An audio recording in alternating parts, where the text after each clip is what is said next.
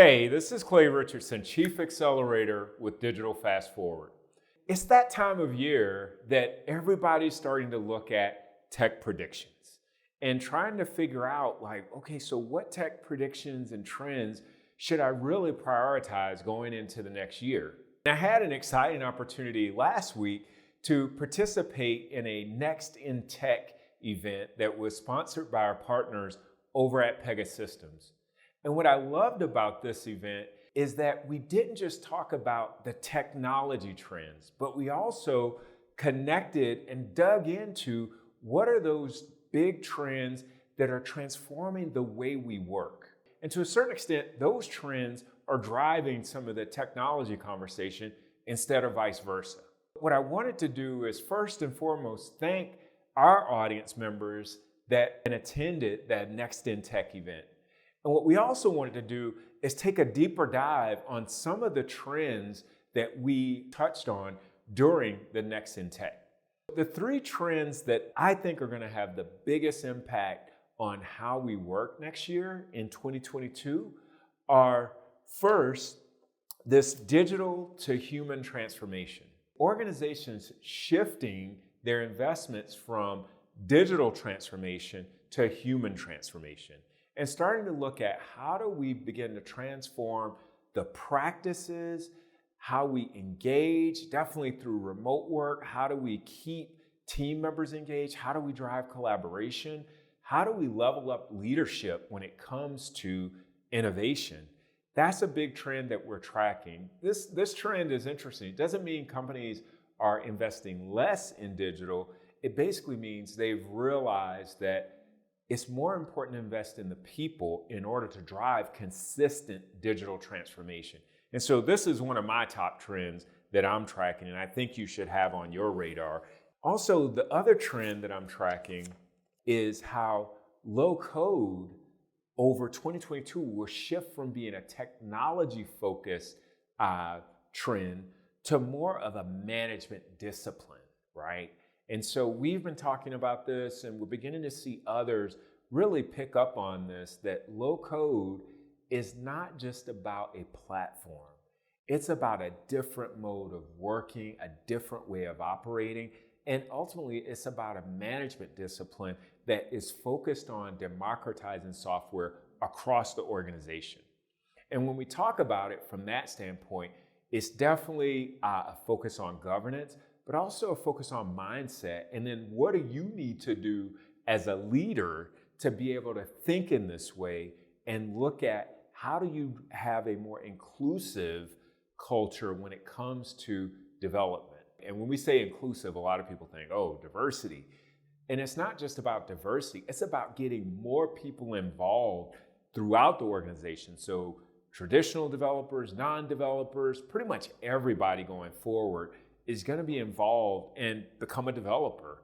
That's just a fact, right? Regardless of where they sit, regardless of the role. And so this is another trend that I'm tracking in a very big way, is low code shifting to become more of a management discipline, not just a technology platform discipline. And then the last trend that I'm tracking that's really exciting, we've heard this talk through 2020, 2021 about the Metaverse coming. Augmented reality. We've heard this for years, but now you're beginning to see the reality of it as a result of remote and distributed work and hybrid work, where teams are working more and getting more things done in the metaverse, in virtual environments. And so the impact that we're tracking here is specifically on the impact of the metaverse on automation and the work itself. So if a lot of you remember this movie, I think it was Demi Moore and Michael Douglas. In the late 90s, this movie came out, early 2000s, and it was really showing this early glimpse of the metaverse. And the movie had an impact on me, but now what we're seeing is the need to think about automation through the lens of the metaverse, right? What resources and processes need to be adapted for metaverse-oriented transactions, right? How do you virtualize some of the processes that you have so that they're actually available in the metaverse for consumption? And this is a trend I've just started tracking and put it on my radar, but it's definitely something you want to keep an eye on going through 2022 and thinking about how do you need to adapt innovation to be able to start experimenting with the metaverse, right? Those are the 3 trends that I'm tracking. But what I wanted to also do, I think this is so important, it's not just about tracking the trends. It's critical to have a framework to transform trends and predictions into reality. So many people read about the trends, but they never take steps to actually make them reality. And it's important for you as an innovation leader to begin to move towards translating them into reality and experimenting with them. And so what I wanted to give you is a 4-step framework for identifying trends and then making those trends a reality, beginning to experiment with them. You can run small experiments around these emerging tech trends that I shared. And this is what makes you a true innovator, is to be able to go through these very quick steps and translate those trends into actual hard outcomes that people can feel. Before you get enamored with the trend, take time to identify the key outcomes and impacts that are important for your organization. Put the trends to the side, put the predictions to the side, and just take a minute. You may have to work with stakeholders, you may have to ask for input, but the key here is to take time and identify what are those key outcomes and key impacts that are going to be most critical for you and for your organization in the next 2 to 3 years. What I also recommend doing here is actually creating 2 dimensions, right? So having 2 dimensions of what are the most important outcomes or impacts that you're looking at, right? That are most critical. So for example, one team that we work with, they started looking at the trends, but then stepped away to identify the 2 dimensions that are most important are, number 1, improving the overall employee experience. They were looking at how do we improve the employee experience while also looking at the other dimension of how do we increase revenue, right? So those were the 2 dimensions that they were looking at.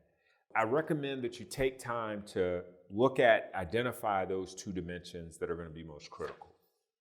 The next step is to then create a short list of trends.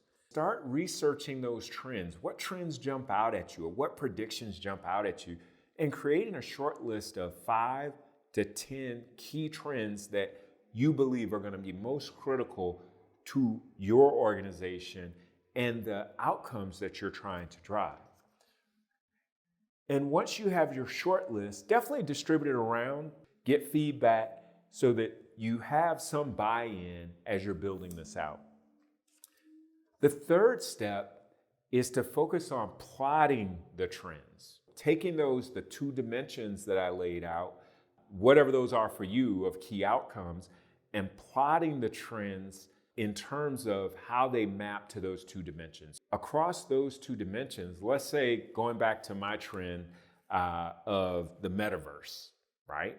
Going back to the metaverse being having an impact on automation. Okay, well, how would the metaverse map to employee experience, right? Is it going to help the employee experience? It might map high. And then how is it going to impact revenue? It may map low, right? And so you want to do this mapping so that you have really a prioritization of what trends are going to have the greatest impact on your outcomes. Finally, this last step, and this is important, once you've identified those top 3 trends that map the highest, I guess they say high and to the right, right? If you have a 2x2 or a quadrants here, what you want to do is identify those top 3 trends that map the highest and run design sprints. And design sprints are really quick ways to experiment and brainstorm with new ideas that also allow you to build prototypes that can validate whether this is something that you should continue building on.